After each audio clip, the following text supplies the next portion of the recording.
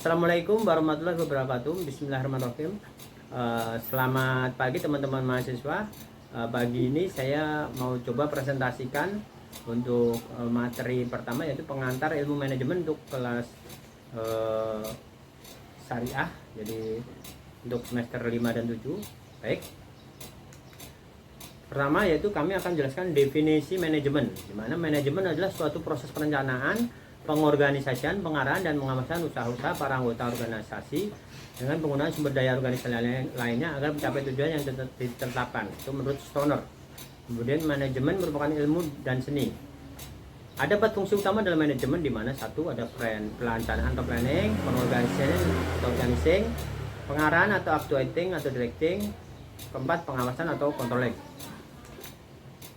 Dan menurut beberapa ahli, bahwasanya manajemen menjelaskan adalah seni dalam menyelesaikan sesuatu melalui orang lain, di mana Follett tahun 97, dan sebuah proses yang dilakukan untuk mewujudkan tujuan organisasi melalui perangkat kegiatan berupa perencanaan, pengorganisasian, pengarahan, dan pengendalian orang-orang serta sumber daya organisasi lainnya, yaitu Nickel, McHugh, dan 97.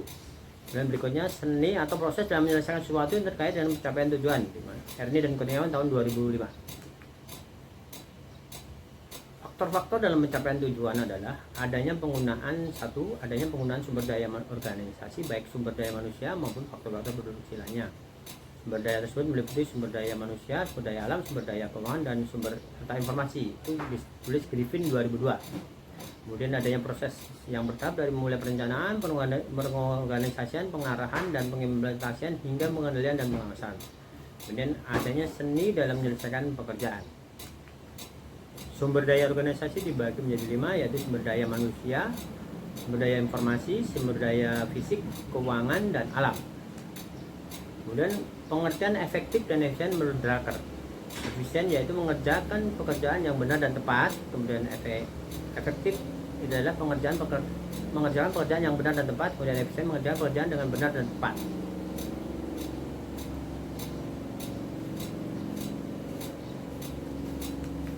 Kemudian ada fungsi-fungsi manajemen, di situ ada 4, yaitu perencanaan, planning, pengorganisasian, organizing, pengarahan dan pengimplementasian, directing dan leading, dan pengawasan dan pengendalian adalah controlling. Fungsi perencanaan. Perencanaan proses yang menyangkut upaya yang dilakukan untuk mengantisipasi keseruan di masa yang akan datang dan menentukan strategi dan taktik yang tepat untuk mewujudkan target dan tujuan organisasi. Dan kegiatan dalam fungsi perencanaan ada 4, yaitu menetapkan tujuan dalam target bisnis, kemudian merumuskan strategi untuk mencapai tujuan dan target bisnis tersebut, kemudian menentukan sumber-sumber daya yang diperlukan, kemudian menetapkan standar indikator keberhasilan dalam pencapaian tujuan dan target bisnis.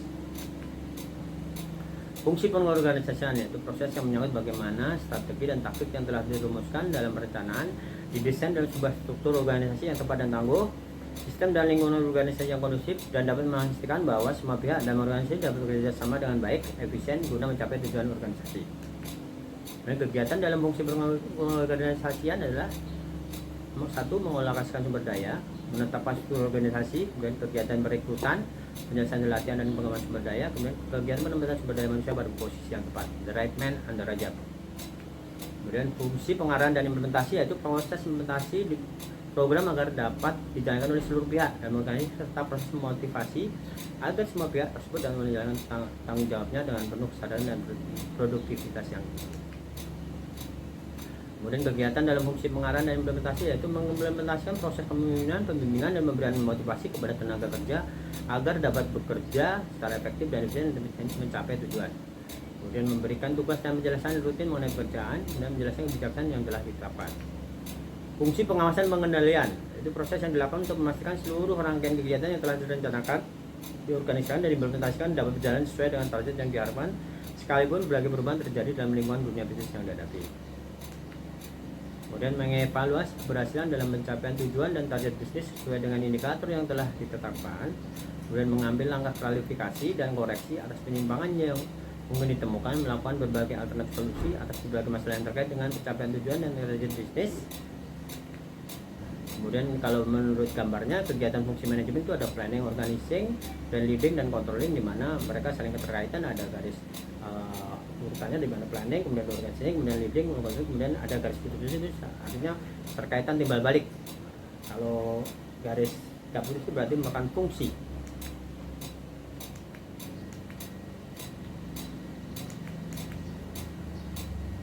Kemudian kegiatan dan dalam fungsi pengawasan pengendalian itu mengevaluasi keberhasilan dan pencapaian tujuan, kemudian pengambilan langkah klarifikasi, melakukan berbagai alternatif solusi.